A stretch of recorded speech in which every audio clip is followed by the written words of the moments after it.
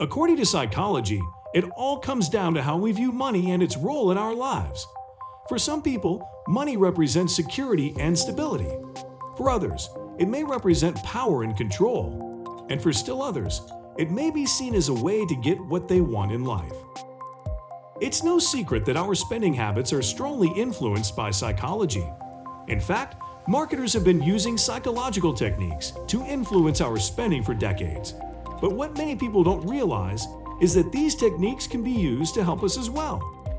By understanding how psychology affects our spending habits, we can learn to make better financial decisions and improve our overall financial health. In this video, we will discuss some of the most common psychological techniques used by marketers to influence our spending. Before we proceed to the video, make sure to subscribe to our YouTube channel so that you don't miss such helpful content. Number 1. The Decoy Effect. The decoy effect is a cognitive bias that occurs when we're presented with two options, and one of them is significantly less appealing than the other. This decoy option serves to make the other option look more attractive by comparison. Marketers often use this technique to encourage us to spend more money than we intended. For example, let's say you're considering buying a new smartphone.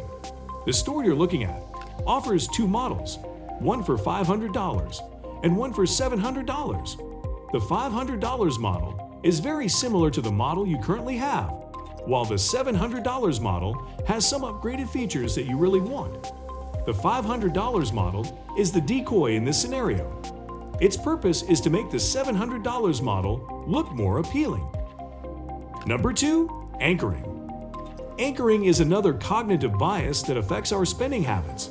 It occurs when we fixate on a particular reference point and base our decision-making around it. This reference point could be a price, an amount of money, or anything else that we use to compare other options to. For example, let's say you are shopping for a car and you see a model that you like for $30,000. You then start looking at other cars and comparing their prices to the $30,000 as a reference point. Even if there are other cars that are better deals, you're likely to fixate on the $30,000 car and end up spending more money than you intended.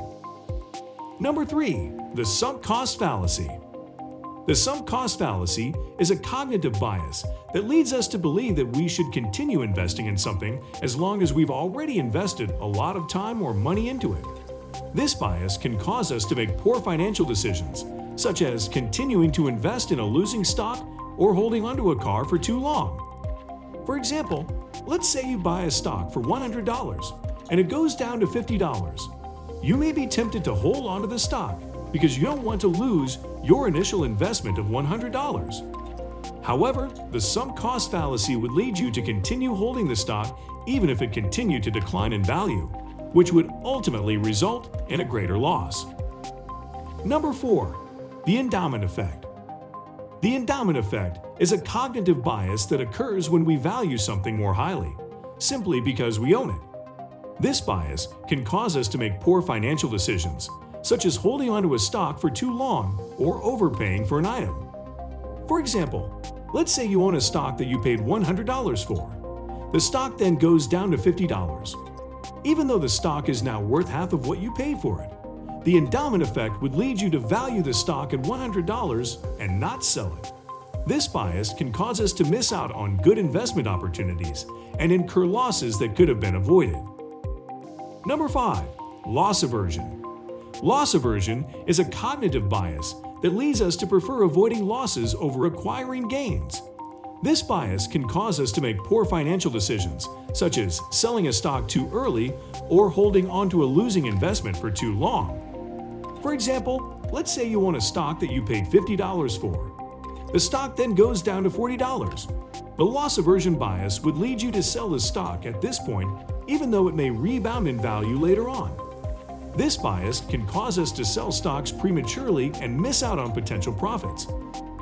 By understanding how these cognitive biases can affect our spending habits, we can be more mindful of our decisions and avoid making poor financial choices. Do you know of any other cognitive biases that affect our spending habits? Let us know in the comments. Don't forget to subscribe to our YouTube channel and press the bell icon. Thanks for watching.